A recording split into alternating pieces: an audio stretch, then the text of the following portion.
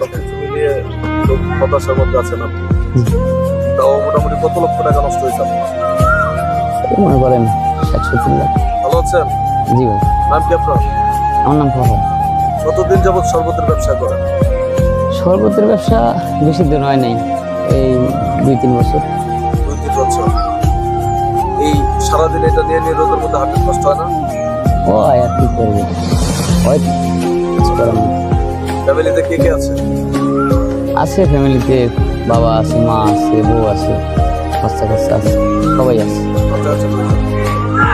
2 লাখ মেয়ে, 2 ছেলে 1 মেয়ে। 1 মেয়ে। এই যে শরবতের ব্যবসা করেন কত টাকা ইনকাম করেন? হয় কতদিন 500 হয়, কতদিন 600 হয়, 200 হয়, কতদিন খালি 150 হয়। কত টাকা দিয়ে সংসার চলে? কিছু করার নাই ভাই, কষ্টের জীবন। এই জীবন তো আমার ছিল না জীবন ছিল না? কি জীবন ছিল আপনার? ভাই, এগুলি কয়া তো আর লাভ নাই। আমার যদি বাস ছিল ভাই, এটা নিজে কিনছিলাম, লগত ক্যাশ দিয়ে কিনছিলাম, আর একটা হইলেও মনে করেন কিস্তি কিনেছিলাম। কিন্তু এই করোনার মধ্যে ভাই আমার সব চলে গেছে। 2019-20 সালে যে করোনা, এই করোনা আপনার সব আছে। করোনার কারণে আপনার বাস কিভাবে একটু বলো তো?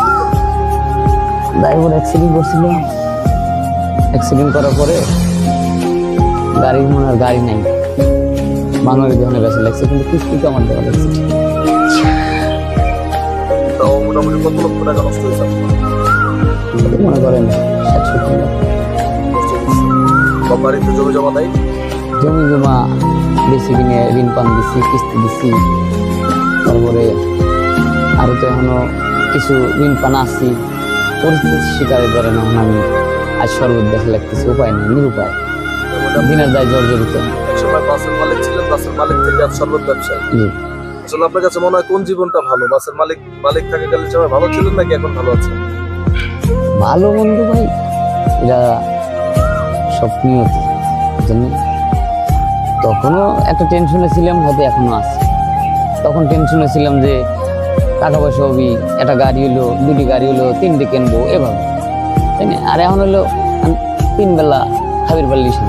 আসলে কি ভাই, নিয়তির সব কিছুই হয়।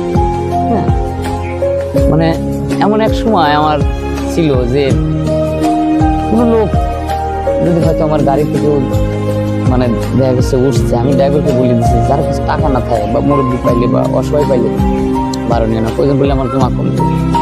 কিন্তু আজ আমার ছেলের ফি দিতে হবে, দিতে পারিনি। অসুস্থ মা, আমি ওষুধ নিতে পারিনি। আজকে মাত্র 250 টাকা বেচা কিনা করছি। টেনশন হচ্ছে চাল নিতে হবে, বাজার নিতে হবে, কিন্তু এখন বাজার বা দেশের পরিস্থিতি অবস্থা, চাইল হলি ডাইল হয় না, ডাইল হলি মই যায় না, পটল হয় না। মানে কি কিনবো এখন? মায়ের ওষুধই কিনবো না এগুলি কিনবো? এরকম একটা টেনশনের মধ্যে আছে।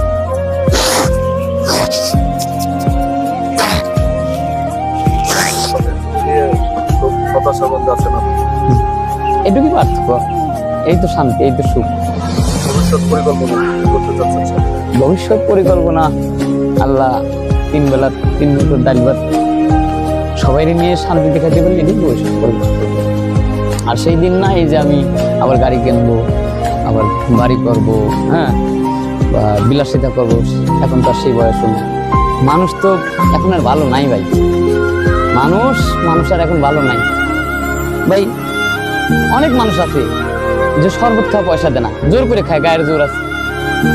একটা বাস আমি কি কব ভাই, আঙুর ফল খাইতে চাইছি, যখন আমার ওই মেয়ের কথা মনে পড়ে তখন আমার বুকটা ফাইটে যায়। আমি তার জন্য আঙুর ফল কিনে নিয়ে যেতে পারি।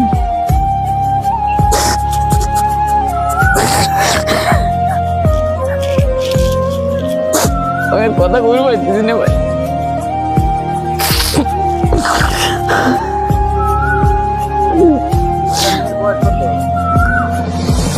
4 বছর।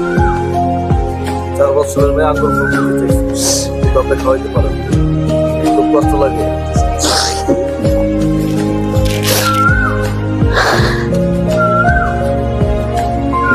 ভাই